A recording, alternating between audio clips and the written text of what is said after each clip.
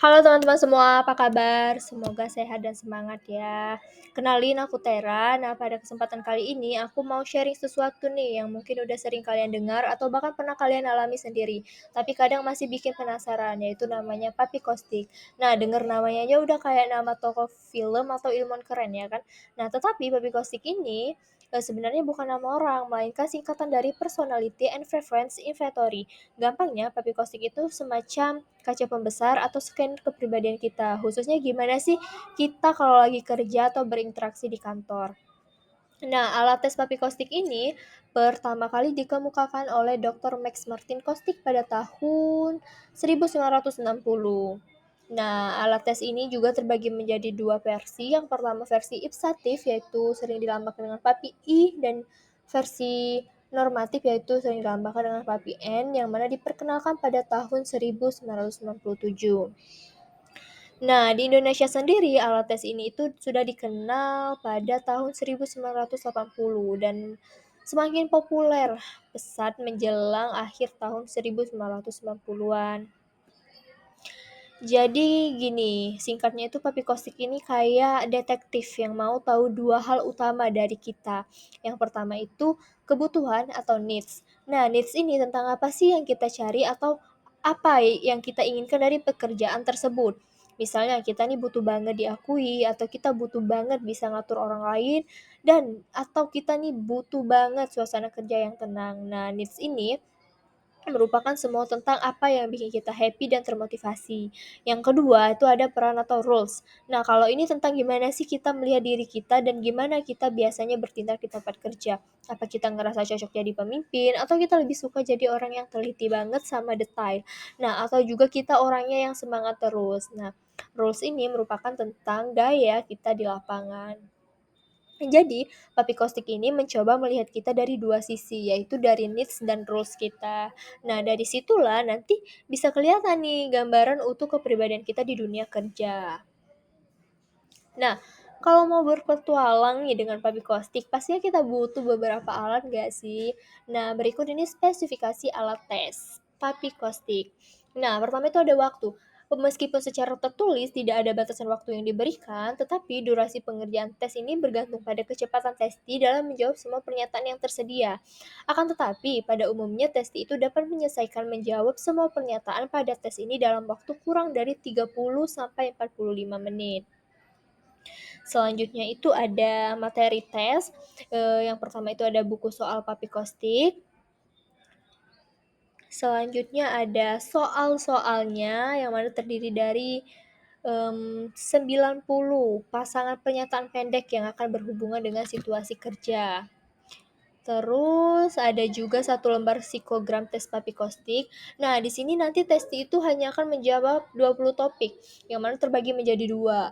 Yang pertama itu 10 pernyataan peran yang di atas dan 10 pernyataan kebutuhan yang di bawah. Selanjutnya itu ada lagi alat tesnya itu di mana pada alat tes ini nantinya 20 aspek kepribadian itu akan dikelompokkan dalam 7 bidang. Yang pertama itu ada leadership, yang kedua ada work direction, ketiga activity, keempat social nature, kelima work style, keenam sifat temperamen, dan yang terakhir itu posisi atasan dan bawahan. Selanjutnya itu ada satu buku norma Papi Kostik Test. Selanjutnya ada stopwatch. Oke, gimana sih sebenarnya administrasi tes Papi Kostik ini? Jadi sebenarnya prosesnya itu santai ya. Nanti kalian dikasih buku, soal sama lembar jawaban. Dan jangan lupa isi identitas kalian di lembar jawaban tersebut karena penting banget nih biar gak ketukar sama peserta lainnya. Terus dengerin instruksi dimana nanti tester itu akan akan menjelaskan bagaimana cara ngerjainnya. Nah, kalau ada pertanyaan atau nggak ngerti, jangan malu bertanya pada sesi ini. Terus nanti kalian mulai deh, kalian udah jelas semua, tester bakal bilang mulai dan stopwatch pun dinyalakan, kalian tinggal pilih deh pernyataan yang paling cocok. Terus cek ulang nih kalau udah selesai, coba cek lagi jawaban kalian, pastikan nggak ada jawaban yang kelewat. Terus nanti akan di-scoring dan diinterpretasi. Nah, pada bagian scoring ini, dulunya itu ngitung skor Papikostik ini butuh ketelitian tingkat dewa karena manual.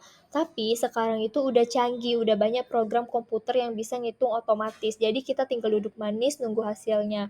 Nah, yang seru itu pas interpretasinya dari 90 pasang pernyataan tadi, yang mana di spesifikasi alat tes tadi, nanti bakal keluar skor untuk 20 aspek kepribadian kita.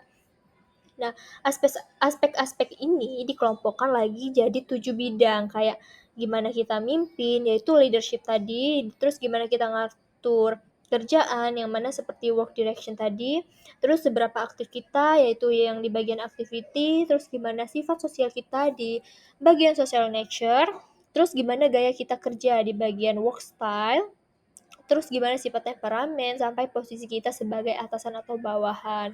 Gini deh contohnya biar kebayang ya. Ini tadi cara ngitung manualnya ya. Ini contoh cara ngitung manualnya. Sebelum ada program otomatis itu, yang pertama kita harus menghitung skor peran, yaitu dengan menjumlahkan anak panah yang dilingkari, baik yang horizontal maupun vertikal sesuai dengan arah tanda panah. Kedua, kita harus menuliskan jumlah skor pada masing-masing kotak skor di bawah huruf G, L, I, T, V, S, R, D, C, E yang telah tersedia pada lembar jawaban. Dan selanjutnya kita harus menghitung jumlah skor pada seluruh kotak, skor peran horizontal, dan jumlah skor harus 45. Terus yang keempat itu menghitung skor kebutuhan, yaitu dengan menjumlahkan anak panah yang dilingkari baik yang horizontal maupun yang vertikal sesuai dengan arah tanda panah. Nah, ini untuk yang ke bawah ya. Terus yang untuk yang ini ke perannya itu kita harus menjumlahkan jumlah skor pada masing-masing kotak huruf, seperti huruf N, A, P, X, dan lain-lainnya telah tersedia pada lembar jawaban, terus menghitung jumlah skor pada seluruh kotak sesuai kebutuhan vertikal, dan jumlah skor harus 45, terus memindahkan setiap skor pada lembar jawaban ke lembar scoring sesuai dengan setiap huruf pada aspek peran, dan kebutuhan dengan cara melingkari angka dalam lingkaran. Selanjutnya, membuat garis penghubung antara angka yang satu dengan angka lainnya sehingga terbentuklah sebuah diagram pada lembar psikogram yang telah tersedia. Nah, ini nih, biar kalian tuh kebayang ya, normal tes Papikosnya itu gimana.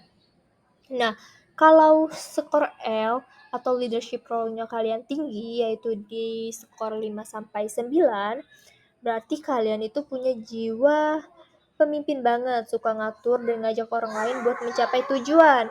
Nah, kalau skornya ada di seperti yang ini ya, seperti ada di I ini, atau pernah membuat keputusan ini, kalian tinggi.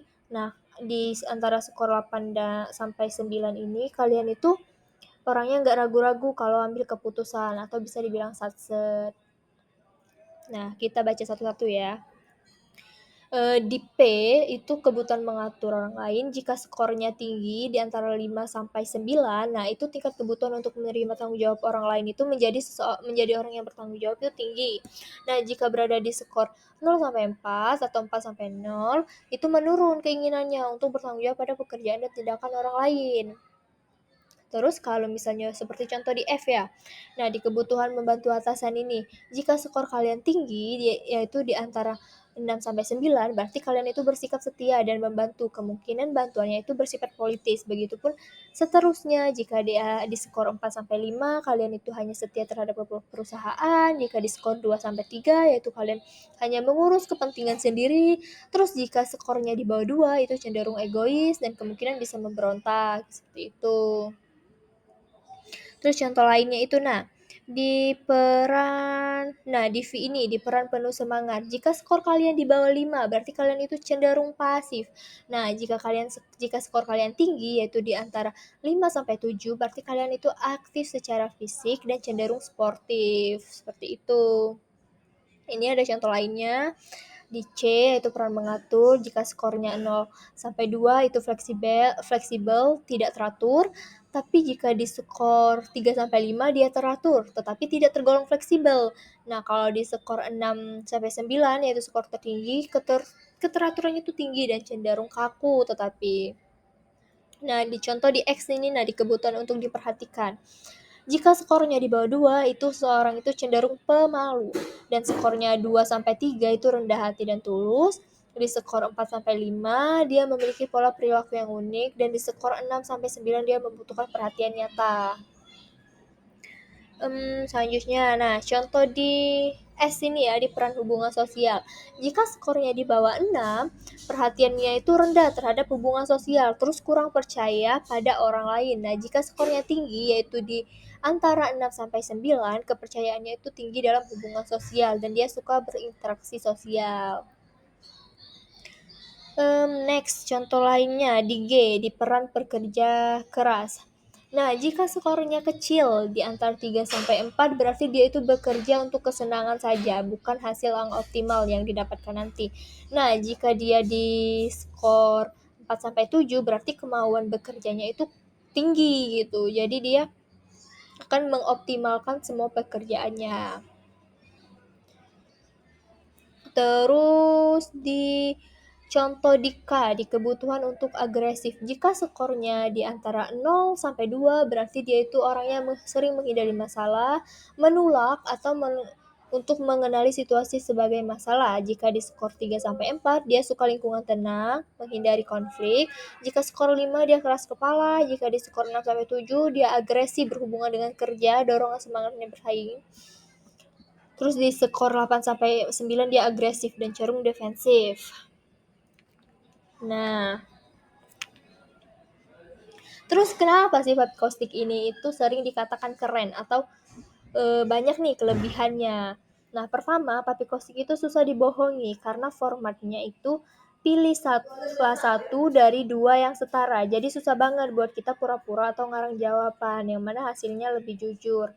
Yang kedua itu gampang dimengerti, pertanyaannya tuh pendek-pendek, jelas, dan interpretasinya juga logis, jadi baik yang ngerjain maupun yang baca hasilnya sama-sama gampang paham. Terus berguna buat kantor nih, ini penting banget buat HRD atau manajer, bisa buat evaluasi karyawan, tahu gaya kepemimpinan seorang, atau bahkan buat nyari solusi kalau ada masalah antar karyawan. Terus laporannya itu berupa visual. Nah, hasil yang disajikan dalam bentuk grafik atau visual yang enak dilihat. Jadi kita bisa langsung ngeh nih potensi diri kita. Terus nggak cuma sifat tapi juga kebutuhan. Ini nih yang bikin beda. Nggak cuma ngukur sifat kita tapi juga Papi Kostik ini ngukur apa yang kita butuhkan secara psikologis di tempat kerja kita. Nah, terus ada nggak sih kekurangannya sebenarnya Papi Kostik ini? Ya, tentunya ada ya kekurangannya. Yang pertama itu cara pengskoringannya itu butuh ketelitian serta kejelian, yang mana nantinya ada kemungkinan orang bosan mengerjakan karena adanya pernyataan yang diulang-ulang. Jadi sebenarnya ya guys, intinya Papi Kostik ini adalah alat tes yang keren banget nih buat kita kenalan lebih jauh sama diri kita sendiri, terutama dalam konteks kerja. Dengan tahu needs dan rules kita, kita itu bisa lebih pede, tahu di mana kita bisa berkembang, dan gimana caranya kita bisa jadi versi terbaik dari diri kita di dunia profesional. Oke guys, mungkin itu saja penjelasan sharing kali ini. Semoga penjelasan santai ini bisa bikin kalian lebih paham ya tentang Papi Kostik. See you guys.